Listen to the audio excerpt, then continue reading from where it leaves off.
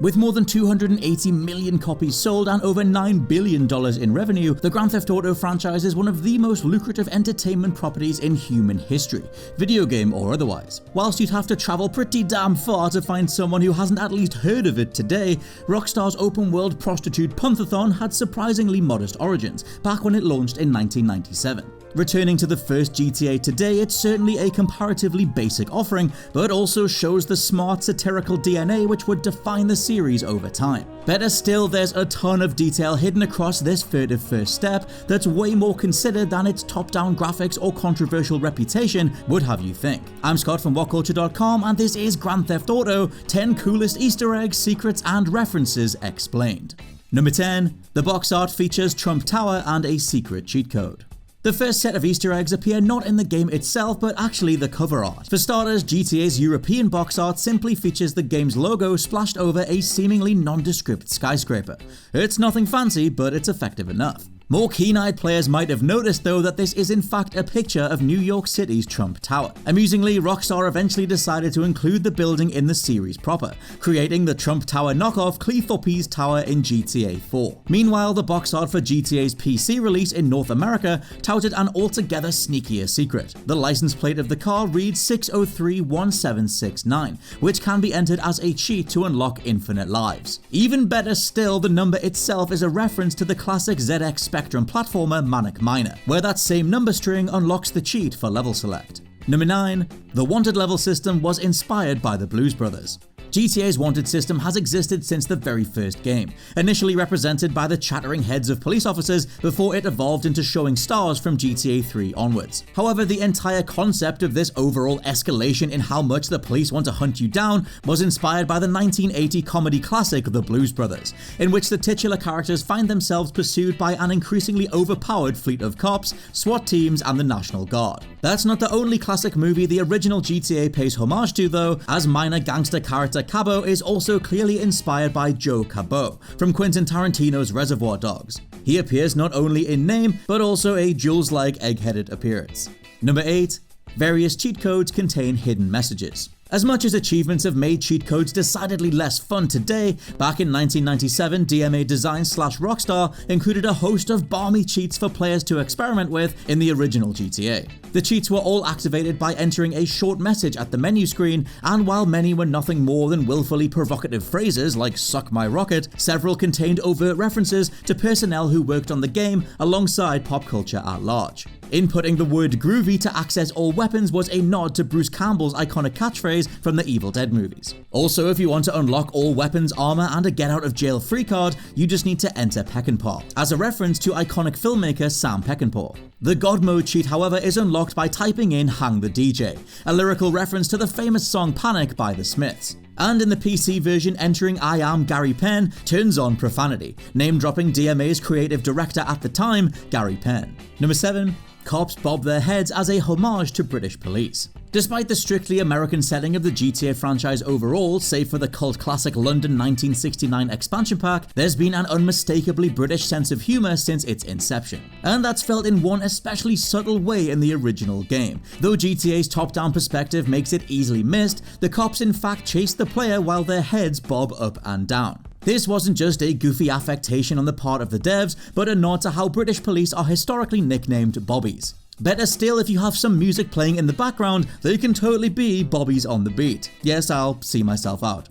Number 6. You can swap the game disc with a music CD to create a custom soundtrack. Though it's fair to say that PC players take modding for granted today, back in 1997 it was still a relatively niche activity, even on such a wide-open, unrestricted platform. However, GTA players quickly discovered a neat trick which allowed even the most casual-minded PC gamer to effectively create their own custom soundtrack while playing the game. Basically, Rockstar stored the game's radio station sound files in a typical CD audio track format, allowing players to eject the game's CD while playing and replace it with any conventional music CD. The next time you enter a vehicle, you'll find the game randomly pulls in tracks from whichever music CD is in your disk drive. Also, due to the manner in which the game's radio stations are organized on the disc, you could simply put the game disc in a CD player and listen to the stations as though they were on a conventional album. Just make sure to skip the first track, as that contains all the game data. Number 5.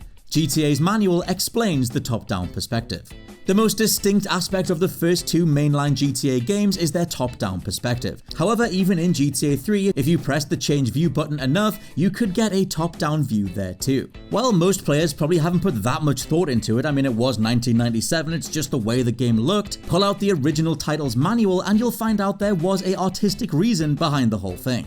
Basically, the manuals for the first two GTA games refer to the camera as the OJ cam, a nod to the infamous helicopter chase footage of O.J. Simpson fleeing the police in 1994. So GTA's camera is an actual narrative element of sorts that exists within the game world. A bird's eye video report created by an omnipotent news journalist. Also, while we're talking about them, various data miners have discovered unused graphics for helicopters within the game's code, suggesting that there were plans to include flyable helicopters during the very first game.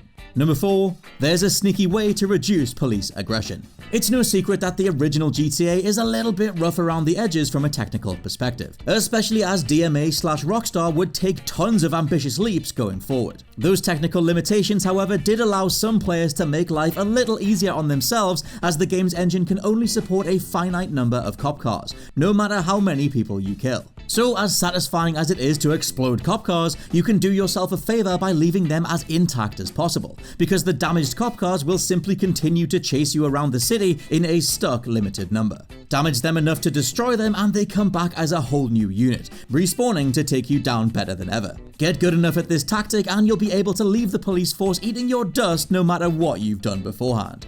Number 3, you can exploit a glitch to duplicate your character.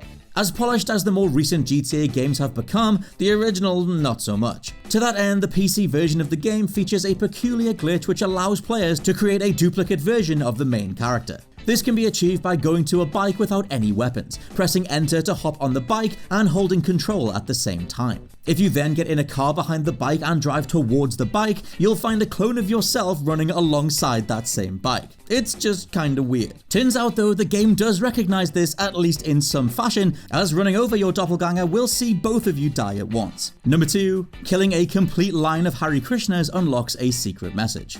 Though the pedestrians in the original GTA mostly blur into one, you might remember the line of Harrykrishnas you find walking around the city every so often. Players skilled enough to mow them down in one fell swoop will be greeted with a secret message from the developers, the word Guranga splashed across the screen. As for what the word itself actually means, well, Guranga was a term coined by the Harrykrishna movement in the 1970s, referring to the golden incarnation of God and often used to describe happy feelings. As one final tidbit, if you punch the leader of this group, the entire procession will start following you, at least until you fire a gun in response. And number 1, there's a dedicated burp/fart button.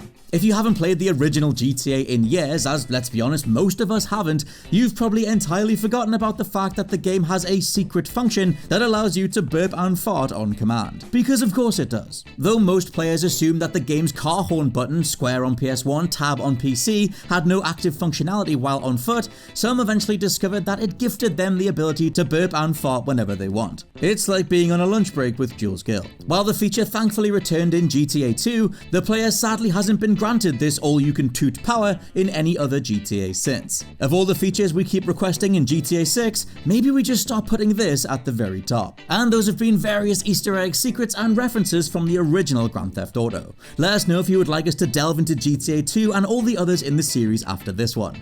For now, I've been Scott from WhatCulture.com. Please check out the WhatCulture Gaming Podcast, and I'll catch you soon.